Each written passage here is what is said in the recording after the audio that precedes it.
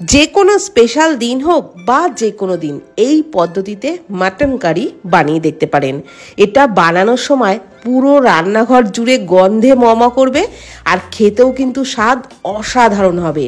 তো অবশ্যই এই রেসিপি একবার ট্রাই করে দেখতে পারেন। প্রথমেই একটা ভাজা মশলা বানিয়ে নিচ্ছি। গোটা গরম মশলা, কয়েকটা গোটা গোলমরিচ, দুটো তেজপাতা ছিঁড়ে দিলাম। এগুলোকে একদম লো ফ্লেমে নাড়াচাড়া করে একটু ভেজে নিচ্ছি। ভাজা মশলা বলতে কিন্তু এটুকুই দেব, আর কোনো মশলা এর মধ্যে ব্যবহার করছি না। এইবার মশলাগুলোকে নামিয়ে ঠান্ডা করে নিচ্ছি। এখন রান্নাটা হবে পুরোটাই সর্ষের তেলে, তো পরিমাণ মতো সর্ষের তেল দিয়ে দিলাম। আপনারা যতটা তেল খাবেন সেই বুঝে দিয়ে দেবেন। কয়েকটা ফাটিয়ে নেওয়া এলাচ দিলাম, 3-4টে মতো। এলাচটাকে একটু ভেজে নিয়েই দিয়ে দিলাম পেঁয়াজ কুচি, আর এখানে 4টে বড় সাইজের পেঁয়াজ কুচি দিয়েছি। তো পেঁয়াজটাকে নাড়াচাড়া করে আগে ভেজে নিচ্ছি। আর পেঁয়াজ ভাজবার সময় দিয়ে দেবো ওর মধ্যে চিনি। একটু চিনি দিলে তাহলে মাংসের কালারটা কিন্তু খুব সুন্দর হবে, আর এই সময়তেই দিতে হবে চিনিটা। পেঁয়াজ ভাজবার সময় চিনিটা দিলে তাহলেই কিন্তু মাংসের কালারটা দারুণ হবে। তো দেখুন ভাজতে ভাজতে পেঁয়াজটাও কিন্তু একদম লালচে হয়ে গেছে। ওই চিনিটুকুর জন্যই পেঁয়াজের কালারটা এই রকম হয়েছে। তো মাংসের কালারও সুন্দর হবে।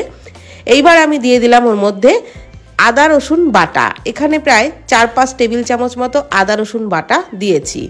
আদা রসুন বাটা দিয়েও খুব ভালো করে ভেজে নেব। একদম ভালো করে কিন্তু ভেজে নিতে হবে, যাতে আদা রসুনের কোনো কাঁচা গন্ধ না থাকে। তো সেইভাবেই ভেজে নিয়েছি। এখন আমি এর মধ্যে দিয়ে দিচ্ছি 1 কিলো মাটন। আজকের মাটন কিন্তু ম্যারিনেট করে নিইনি, ডাইরেক্ট একদম পেঁয়াজ আদা রসুনের সাথেই ভেজে নিচ্ছি।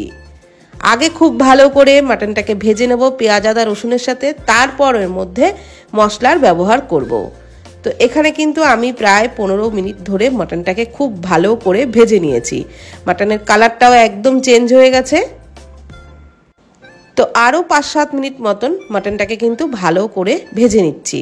তারপর এর মধ্যে দিয়ে দেবো গুঁড়ো মশলা। দিয়ে দিচ্ছি 1 টেবিল চামচ ধনে গুঁড়ো, 1/2 চামচ দিয়ে দিচ্ছি জিরে গুঁড়ো, আর দিয়ে দিচ্ছি 1 টেবিল চামচ কাশ্মীরি লঙ্কার গুঁড়ো, কালারটা খুব সুন্দর হবে। 1 চামচ দিয়ে দিলাম হলুদ গুঁড়ো, আর পরিমাণ মতো লবণ দিয়ে খুব ভালো করে সমস্ত কিছু মাটনের সাথে মিশিয়ে নিচ্ছি। আর তারপর খুব ভালো করে কষিয়ে নেব।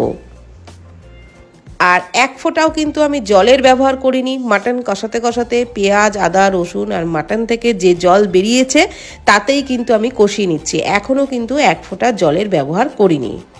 তো সব মশলা দিয়েও মাটনটাকে একটু ভেজে নিচ্ছি। আর তারপর ওর মধ্যে দিয়ে দিচ্ছি একটা মিডিয়াম সাইজের টমেটো কুচি। টমেটো একদমই পাতলা পাতলা করেই কেটে নিয়েছি। এইবার টমেটোটা দিয়েও খুব ভালো করে একটু ভেজে নেব। টমেটো মাংসের সাথে এইভাবে একটু নাড়াচাড়া করতে করতে টমেটোও সফট হয়ে যাবে। আর খুব ভালোভাবে একটু নাড়াচাড়া করে নিয়ে ঢাকনা চাপা দিয়ে দিয়েই কিন্তু রান্নাটা করব। মানে মটনটাকে একটু ঢাকনা চাপা দিয়ে দিয়ে কষিয়ে নেব, তাহলে তাড়াতাড়ি কষানো হবে আর মটনটাও অনেকটাই সিদ্ধ হয়ে যাবে। তবে ঢাকনা চাপা দিয়ে কিছুক্ষণ রান্না করে আবারও কিন্তু ঢাকনা তুলে নাড়াচাড়া করতে হবে। এইভাবে বারে বারে ঢাকনা চাপা দিয়ে দিয়ে আমি রান্না করব, আর একটু পরপর কিন্তু নাড়াচাড়া করে নেব। একদমই ঢাকনা চাপা দিয়ে বেশিক্ষণ রাখা যাবে না, তাহলে তলায় লেগে যাবে। তো এইভাবে কিন্তু আমি মটনটাকে খুব ভালো করে কষিয়ে নিয়েছি। এখন দেখুন মটনের কালারও একদম চেঞ্জ হয়ে গেছে। আর যত ভালো করে কষানো হবে ততই তো রান্নার টেস্ট হবে, এটা তো আমরা সবাই জানি। তো খুব ভালো করেই কিন্তু মাটনটাকে আমি কষিয়ে নিয়েছি। এইবার দিয়ে দিচ্ছি পরিমাণ মতো গরম জল। তবে জলের পরিমাণ কিন্তু এখানে বেশি পরিমাণেই দিতে হবে, কেননা আমি মাটনটাকে কিন্তু কড়াইতেই সিদ্ধ করব, মানে কোনো কুকারেই দেব না। তবে আপনারা চাইলে কুকারে সিদ্ধ করতেও পারেন, কিন্তু আমি আজকে রান্নাটা পুরো কড়াইতেই করব। কড়াইতে করলে রান্নার স্বাদটাই কিন্তু আলাদা হবে। তো ঢাকনা চাপা দিয়ে টোটাল 1 ঘন্টা কিন্তু আমি মাটনটাকে একদম লো ফ্লেমে ফুটিয়ে নেব। তবে মাঝে মধ্যে একটু ঢাকনা তুলে নাড়াচাড়া করে নেব। তো একটু পরেই ঢাকনা তুলে একটু নাড়াচাড়া করে নিলাম। আর তারপর কিন্তু এর মধ্যে কিছু উপকরণ মেশাবো। এখনও কিন্তু আমি মটনের মধ্যে কোনো লঙ্কার ব্যবহার করিনি, তো এই সময় ব্যবহার করব। এখন দিয়ে দিলাম প্রথমেই 4 টেবিল চামচ ফ্যাটানো টক দই। আর টক দই দেওয়ার সময় গ্যাসের ফ্লেম কিন্তু একদম লোতে রেখেই দিয়েছি। এখন রান্নাটা কিন্তু পুরোটাই লো ফ্লেমেই হচ্ছে। আর টক দইটা দিয়ে খুব ভালো করে মিশিয়ে নিয়েছি। তারপর ওর মধ্যে দিয়ে দিলাম প্রায় 10-12টা মতো কাঁচা লঙ্কা বাটা।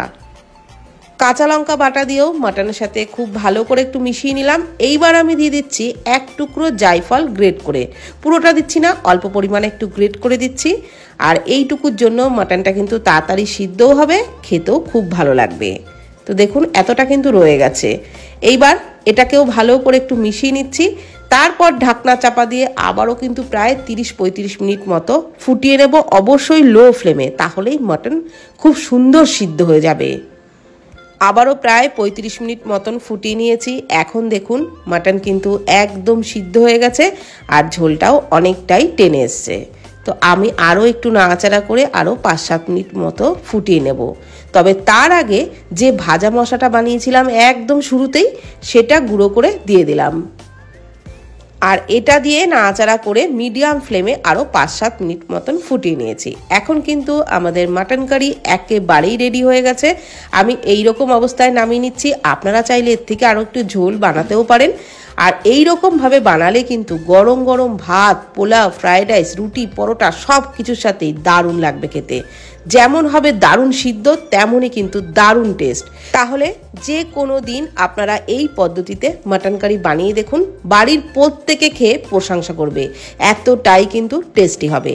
আর ভিডিওটি ভালো লাগলে প্লিজ কমেন্ট করবেন। ভালো থাকবেন, সুস্থ থাকবেন, ধন্যবাদ।